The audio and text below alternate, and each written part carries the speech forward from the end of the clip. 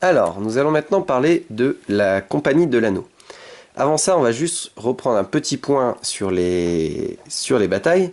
Si par exemple cette armée attaque celle-ci, après lors du premier round, donc il y a combat, puis à la fin, on a dit que celle-ci pouvait arrêter l'attaque ou la continuer. S'il décide de la continuer, l'armée défenseuse a le droit de retraiter, de faire une retraite dans un territoire adjacent qui ne contient aucune figurine ennemie.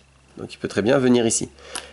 Même si, imaginons, les elfes ne sont pas en guerre, ils s'étaient déplacés ici, ils sont attaqués.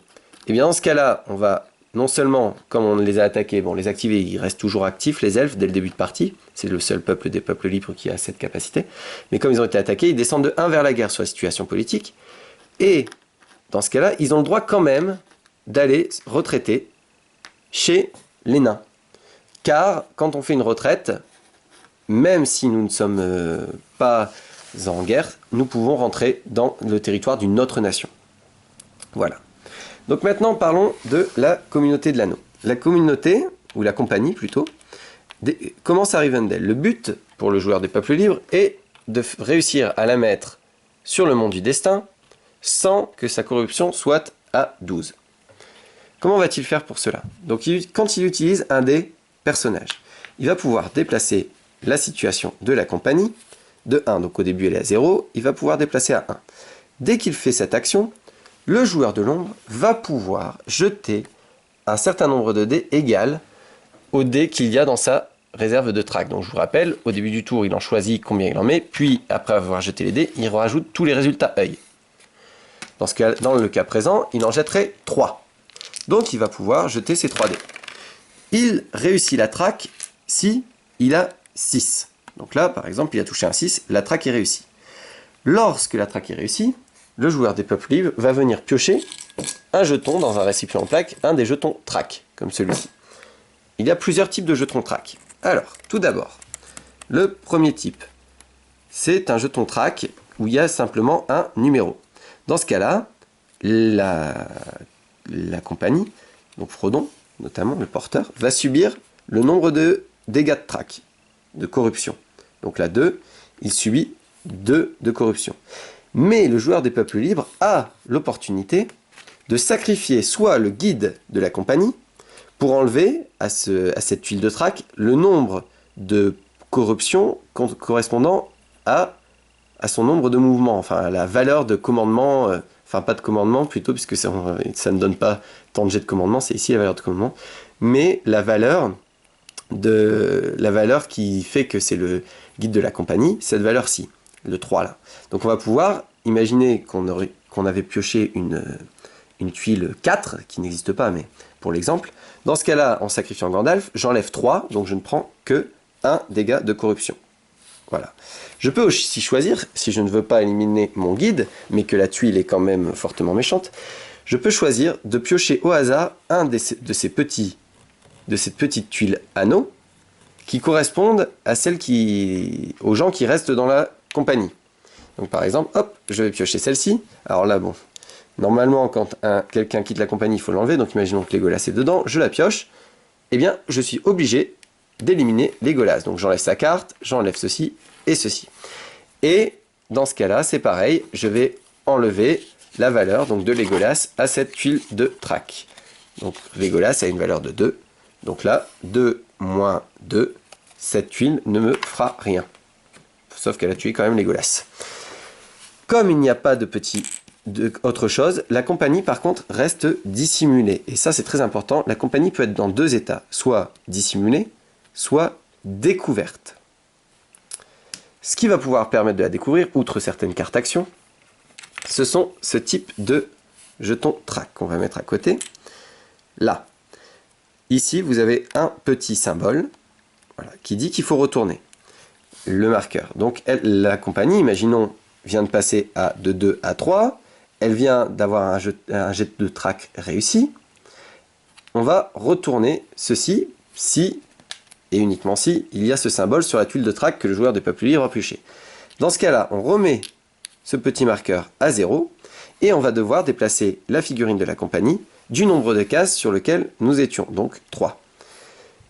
Par exemple, 1, 2 et 3.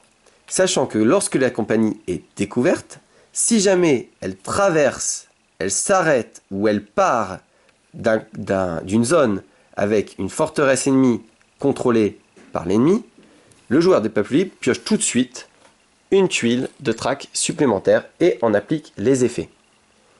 De plus, lorsqu'elle a été découverte sur un jet de track réussi, la compagnie n'a pas le droit de s'arrêter dans une cité des peuples libres. Voilà. Donc on va remettre le jeton track ici. Ensuite, nous avons un jeton particulier, c'est avec le symbole œil. Le symbole œil va infliger des dégâts de corruption égaux au nombre de réussites lors du jet de dés. Donc là, on a jeté 3 dés, on a eu une réussite. Donc ça ferait 1. Ce qu'il faut savoir, c'est que lorsque l'on va jeter pour la traque, toute figurine de Nazgûl ou toute unité ou s'il y a une forteresse de l'ombre permet, dans la même zone que la figurine de la communauté, permet aux joueurs de l'ombre de rejeter un dé par condition. Par exemple, là, il y a un Nazgûl et il y a au moins une unité de l'ombre, donc il pourra jeter 2 dés. Donc là, il va rejeter ces 2 dés. Il ne touche toujours pas. Si en plus la figurine de la communauté était ici, eh bien, il pourrait rejeter aussi un autre dé. Bien sûr, là, il en a jeté 3. Si, en plus, on met un Nazgûl ici, par exemple, il pourrait rejeter jusqu'à 3 dés. Il a déjà une touche, il ne peut pas reprendre cette touche-là, comme pour les jets de bataille. Il est obligé de rejeter les 2 dés qui lui restent. Ça fait un maximum de 3 dés. Même s'il avait au départ 3 relances possibles. Donc, voici pourquoi il est important quelquefois de rejeter, parce que il faut rejeter pour avoir un maximum de touches, parce que si le joueur des peuples libres pioche ceci, c'est quand même assez important d'avoir un maximum de touches. Ensuite, il va être possible pour le joueur, enfin, il est obligatoire quand le jeton quand la communauté a été découverte et est revenu là, au joueur des peuples libres d'utiliser un des personnages pour la redissimuler avant de la bouger. Donc il pourra garder la communauté découverte aussi longtemps qu'il le veut, mais sachant que ça permet à l'adversaire de jouer pas mal de cartes. Donc il va d'abord utiliser un dé comme ceci pour la redissimuler, avant de pouvoir rejouer un dé comme celui-ci pour la faire à nouveau avancer. Dès que le joueur des peuples libres utilise un dé pour faire avancer la communauté, il le met là-bas. Et alors, à quoi ça sert? C'est parce que s'il se redéplace dans le même tour avant de récupérer ses dés, donc il va rejouer un dé, toc, donc il le met juste devant au début. Dans ce cas-là, le joueur de l'ombre va pouvoir là, dans le cas d'ici, jeter 3 dés. Mais comme il y a un dé à droite, au lieu de toucher sur 6, il touche sur 5 et sur 6. Donc il jette, donc là, il a 2 touches. Puis, après avoir fait ça, on met le dé là. Donc là, il toucherait sur 4, 5 ou 6. Donc plus on se déplace, plus c'est difficile de se déplacer. Alors, lors de la phase communauté, on a vu lors de la première vidéo que le joueur des peuples libres pouvait choisir de se révéler. Alors, qu'est-ce que ça fait se révéler? Imaginons que nous sommes ici. Le joueur des peuples libres décide de se révéler. C'est-à-dire qu'il va remettre le jeton sur 0, mais toujours face dissimulée. C'est une action de se révéler, ce n'est pas un état. Et il va permettre à la communauté de passer 1, 2, 3, et là, de terminer révélé dans la Lorien. Ce qui lui permet tout de suite de soigner un point de corruption. Pourquoi? Donc un point de corruption. Pourquoi? Tout simplement parce que si la communauté se révèle dans une forteresse ou une cité des peuples libres, encore évidemment contrôlée par les peuples libres, elle va pouvoir se soigner un point de corruption. Et au tour prochain, lors de la phase compagnie, elle pourra encore se révéler à cet endroit-là. Bien sûr, il faudra qu'elle n'ait pas bougé. Le problème, l'intérêt, c'est qu'on va pouvoir soigner tous nos points de corruption comme ça. Le problème, c'est que ça fait perdre beaucoup de temps. Or, le temps joue en défaveur des peuples libres dans ce jeu. Donc il faut quand même savoir avancer à un moment avec la communauté. Sachant que donc, la communauté peut rentrer, même si le terrain est occupé, imaginons, par une armée des peuples libres, tant que la Lorien est encore occupée par des elfes, donc il y a par exemple un siège avec les elfes dans la Lorien, eh bien, la communauté peut tout de même y rentrer et pourra en ressortir. Mais lorsqu'elle en ressortira, s'il y a jet de track, car il y a une track réussie, enfin s'il y a jet de track parce qu'ils se sont déplacés simplement, eh bien là, un Nazgûl et un et une unité, le joueur de l'ombre pourra donc rejeter 2 dés, comme nous l'avons vu juste avant. Au moment où la compagnie se révèle dans un territoire du Mordor, par exemple à Moramon ou à Minas Morgul. Donc elle s'y révèle. Si la traque pour s'y révéler, il faut que la traque, c'est lors de la phase de compagnie. Nous sommes d'accord, au début du tour, c'est pas juste après un jet de traque, ah bah je suis arrivé ici. Dans ce cas-là, il faudra la recacher pour la révéler. Si elle a été découverte. Si elle n'a pas été découverte, elle arrive ici, point final. Et dans l'ordre de la phase de compagnie, au tout début du tour, après avoir pioché les cartes événements, il peut se révéler. Dans ce cas-là, directement, il vient ici. Alors là, qu'est-ce qui se passe? On va remettre dans le récipient opaque toutes les tuiles qui ont été sorties pendant la partie, qui comportent un œil. Donc là, hop, on la remet dedans.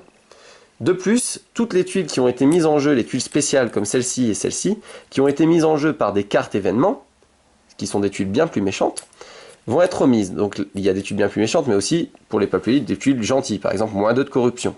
Donc il va falloir en jouer pour éviter trop de corruption dans le Mordor. Alors, regardons un peu ces tuiles, justement. Car, à chaque fois, quand il est dans le Mordor, à chaque fois que la communauté va se déplacer, on ne va plus faire de jet de traque. On va automatiquement prendre une tuile corruption, car la corruption est bien sûr plus forte. Là, 2 possibilités.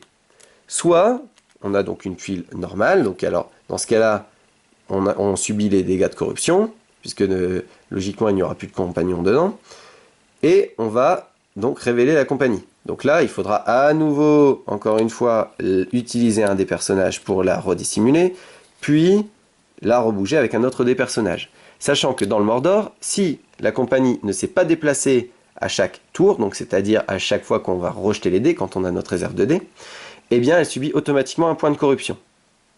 Donc, soit on a des tuiles normales, mais il va y avoir aussi une possibilité, qui est par exemple celle-ci, c'est qu'on va trouver des tuiles stop. Les tuiles stop empêchent le déplacement de la compagnie. Donc si elle est piochée, par exemple cette tuile, au lieu de se déplacer de 1 et d'aller ici, la compagnie se stoppe, reste là où elle est, va être découverte. Donc, de toute façon, ceci n'avancera pas puisque on n'avance pas là, on reste ici, puisque de toute façon, à chaque fois qu'on se déplace, eh bien, on va savoir où elle est, donc ça ne sert plus à rien de le bouger. Mais donc, il va être révélé, et en plus, elle ne va pas bouger, et elle va se prendre un point de corruption. Donc voilà, ces tuiles sont quand même particulièrement puissantes. Alors, justement, entre les états découverts, révélés et tout ça, il y a eu pas mal d'erreurs de traduction qui font que dans les cartes du joueur de l'ombre, dans les cartes événements, toujours, il est marqué que lorsque la compagnie est révélée, etc., etc., en fait, il faut lire découverte, donc l'état découvert, c'est-à-dire quand la compagnie est comme ceci. Sauf pour la carte Balrog de la Moria, je vous laisserai voir pourquoi. Ensuite, de même, il y a la même erreur pour Gollum.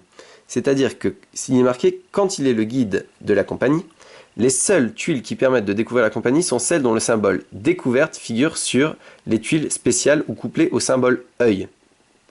Si la tuile de traque ne découvre pas... Donc là, ça veut dire qu'il faut qu'il y ait forcément le signal « découverte » et le symbole « œil ». Voilà. Si la tuile de traque ne découvre pas la compagnie, le joueur des peuples libres peut révéler celle-ci afin de diminuer les dommages occasionnés par la traque de 1. En fait, ce qu'il faut lire là, c'est peut la découvrir, donc changer le marqueur. Donc il faudra réutiliser un dé pour la cacher, puis un dé pour la bouger, mais ça diminue la traque. Sinon, évidemment, on pourrait la révéler à tous les tours, et ça diminuerait la corruption énormément. Donc, voilà pour les règles de la guerre de l'anneau. J'espère que je n'ai rien oublié. Il y aura forcément quelques points encore qui paraîtront assez troubles. Dans ce cas-là, il ne faut pas hésiter à télécharger les foires aux questions et les lire. Parce que c'est un jeu qui est très complexe, qui, lors de la première partie, laisse un goût assez étonnant, d'envie d'y revenir, mais aussi de désespoir par rapport aux règles. Mais quand les règles sont plus maîtrisées, eh bien ça devient vraiment un jeu très intéressant. Voilà.